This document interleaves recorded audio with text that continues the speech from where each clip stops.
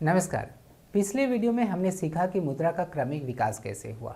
इस वीडियो में पैसे के प्रकार अर्थात टाइप्स ऑफ मनी या करेंसी पर विचार करेंगे। लेकिन इससे पहले कि हम इसके बारे में चर्चा करें, आइए पैसे की परिभाषा के बारे में जान लेते हैं।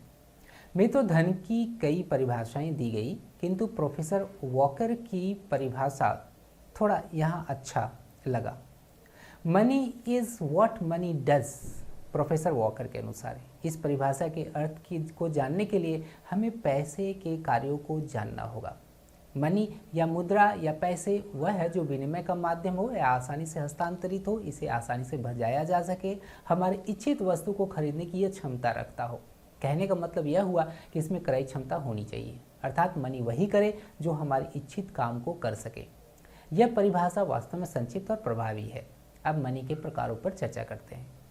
मोटे तौर पर मनी 4 प्रकार के होते हैं। कमोडिटी मनी अर्थात वस्तु मुद्रा, मेटेलिक मनी अर्थात धातुई मुद्रा, पेपर मनी अर्थात कागजी मुद्रा और ई मनी अर्थात इलेक्ट्रॉनिक मुद्रा या मनी। हालांकि हम वीडियो के अंत में मनी के कुछ और नए प्रकार पर चर्चा भी करेंगे। अब चलते हैं मुद्रा के प्रकार के बारे में विस्तार से चर्चा करते हैं। जहाँ तक कमोडिटी मनी का सवाल है, जैसा कि इसके नाम से पता चलता है, यह एक कमोडिटी है अर्थात यह एक वस्तु है। लेकिन यह ध्यान में रखना होगा कि सभी वस्तुएं कभी भी कमोडिटी मनी नहीं हो सकती है।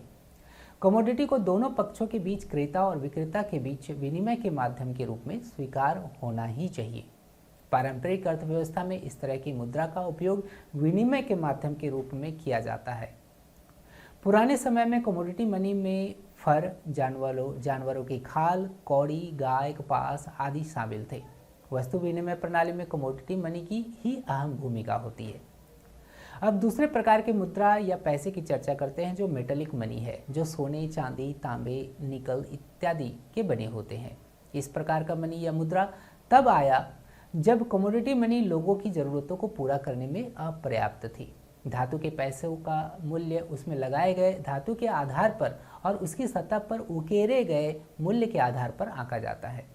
इसे ध्यान में रखते हुए मेटेलिक मनी 2 प्रकार के होते हैं, फुल बॉडीड मनी और token money. Full bodied money एक मेटेलिक मनी है जिसका अंकित मूल्य उपयोग की गई धातु के मूल्य के बराबर होता है। दूसरे शब्दों में इस मनी का अंकित मूल्य उसके आंतरिक मूल्य के बराबर होता है। पुराने समय में पुराने सिक्के इसी प्रकार के थे।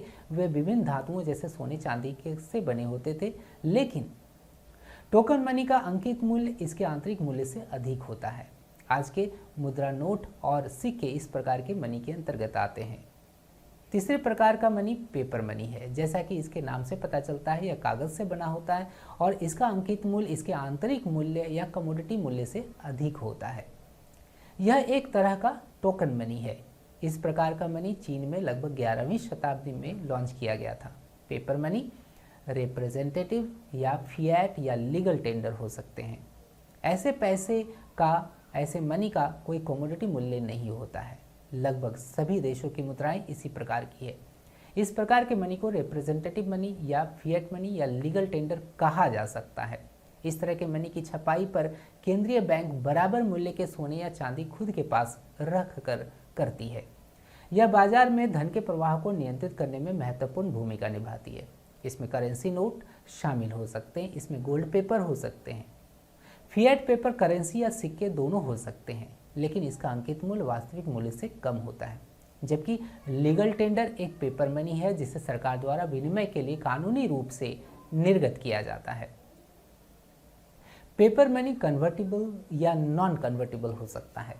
यदि पेपर करेंसी दूसरे देशों की करेंसी में परिवर्तित हो जाए, कन्वर्टिबल हो जाए, तो इस तरह के करेंसी को कन्वर्टिबल करेंसी कहते हैं। इस प्रकार के करेंसी का आदान प्रदान दूसरे देश की मुद्रा में किया जा सकता है। भारतीय मुद्रा INR, दूसरे शब्दों में इंडियन नेशनल रुपी, पूरी तरह से परिवर्तनीय या कन्वर्टिबल करेंसी नहीं है। अमेरिकी डॉलर, पाउंड, फ्रैंक, येन, यूरो पूरी तरह से कन्वर्टिबल मनी कहलाती है। इन करेंसीज को दुनिया भर में अन्य मुद्राओं में स्वीकार किए जाते हैं और स्वतंत्र रूप से परिवर्तित किए जाते हैं। वही यदि हम बात करते हैं नॉन कन्वर्टिबल करेंसी की, तो नॉन कन्वर्टिबल करेंसी का अन्य देशों की मुद्राओं में आदान प्रदान नहीं किया जाता है, जैसे कि अर्जेंटीना का पेसो, ब्राजीलियन का रियल, चिली का पेसो, दक्षिण कोरियाई का वॉन, कोलंबियन का पेसो आदि आदि। आशा है आप इसे समझ गए होंगे। अब आइए चर्चा करते हैं ई मनी या इलेक्ट्रॉनिक मनी की। ई मनी से तात्पर्य क्रेडिट कार्ड, डेबिट कार्ड इत्यादि से है, जिसमें मुद्रा का मूल्य इलेक्ट्रॉनिक मोड में स्टोर होता है। इलेक्ट्रॉनिक रूप से संग्रहित मनी को एक विशेष प्रकार की मशीन जैसे एटीएम के थ्रू से प्राप्त किया जा सकता है।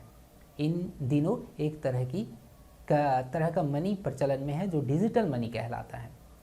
डिजिटल मनी का कोई भौतिक रूप नहीं होता है या पूर्ण रूपेण डिजिटल फॉर्म में होता है। ऐसे पैसे को वर्चुअल मनी या क्रिप्टो मनी या क्रिप्टो करेंसी कहते हैं। बिटकॉइंस, रिपल, इथेरियम आदि इस तरह के पैसे के अंतर्गत आते हैं। भारत में ऐसा कोई कानून नहीं है जो क्रिप्टो करेंसी खरीदने और बेचने के लिए अपने नागरिकों को प्रतिबंधित करता है या रोकता है। अब चले जानते हैं हेलीकॉप्टर मनी किसे कहते हैं। इस तरह की मनी सरकार तीव्र मंदी के समय ज़्यादा नोट निर्गत करके करती है।